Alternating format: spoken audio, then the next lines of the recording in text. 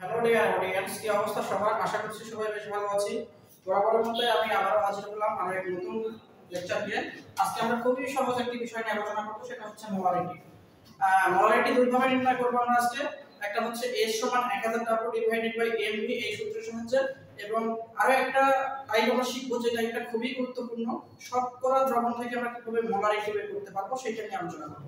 তো প্রথমে আমরা আলোচনা করব, দেখো, মোলারিটি নির্ণয়ের একটা বহুল ব্যবহৃত সূত্র S সমান 1000W ডিভাইডেড বাই mv। এখানে W এর পরিচয় হচ্ছে পদার্থের ভর গ্রাম এককে, ঠিক আছে।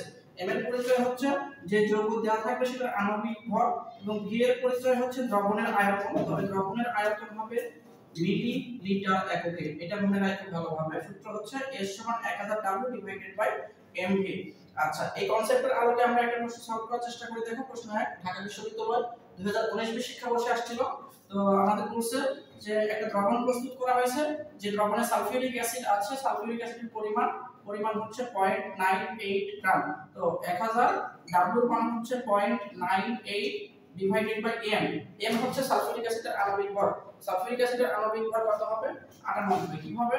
হাইড্রোজেনের 1 গুণিতক 2, সালফারের 32, অক্সিজেনের 16 গুণিতক 4। এখান থেকে ক্যালকুলেশন করলে দেখবা আসছে 98 গুণিতক দ্রবণের আয়তন বসাইতে হবে। দ্রবণের আয়তন অবশ্যই মিলি লিটারে বসানো লাগবে। তো এখানে বলা ছিল দ্রবণের পরিমাণ 1 লিটার, এটাকে ml এ প্রকাশ করলে আসবে 1000, ঠিক আছে। 1000, ঠিক আছে, 1000। এখান থেকে ক্যালকুলেশন করলে উত্তর আসবে দেখবা 0.001 মোলার। এটা ছিল আমাদের টাইপ 1। এবার টাইপ 2 তে আমরা আলোচনা করব। টাইপ 2 তে আলোচনা করা হবে, তোমাকে দ্রবণের পরিমাণ শতকরা এককে দেওয়া থাকবে।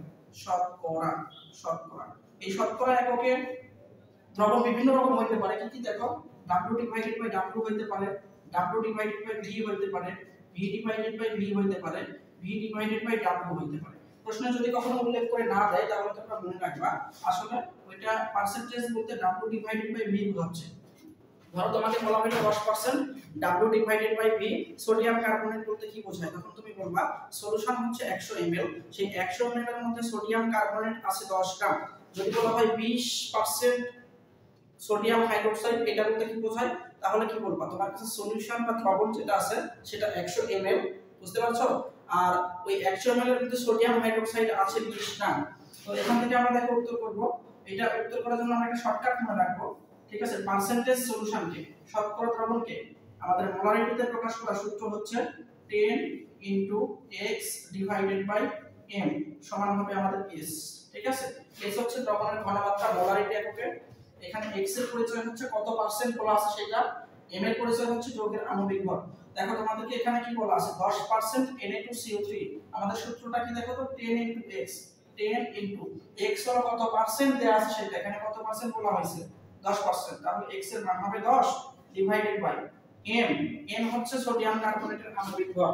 সোডিয়ামের পারমাণবিক ভর 23 গুণিতক 2, কার্বনের 12, অক্সিজেনের 16 গুণিতক 3। এখান থেকে ক্যালকুলেশন করলে আসবে দেখো 106, ঠিক আছে। এখান থেকে আমরা উত্তর পাবো 10 গুণিতক 10, এখানে আসবে 100। 100 কে আমরা 106 দ্বারা ভাগ দিব, উত্তর আসবে 0.94 মোলার। আর প্রশ্ন 2 আমি করে নাই, তোমাদের জন্য আমি লিখে রাখছি। প্রশ্নটা হচ্ছে যে 100 ml দ্রবণে 5.8 গ্রাম NaCl দ্রবীভূত আছে, দ্রবণের ঘনমাত্রা কত হবে? দ্রবণের ঘনমাত্রা মোলারিটিতে বের করতে হবে। তো এই প্রশ্নটা চট্টগ্রাম বিশ্ববিদ্যালয়ে 19 শিক্ষাবর্ষে আসছিল। এটা কোন সূত্র দিয়ে হবে নিশ্চয়ই বুঝতে পারছো। S সমান 1000W ডিভাইডেড বাই mv।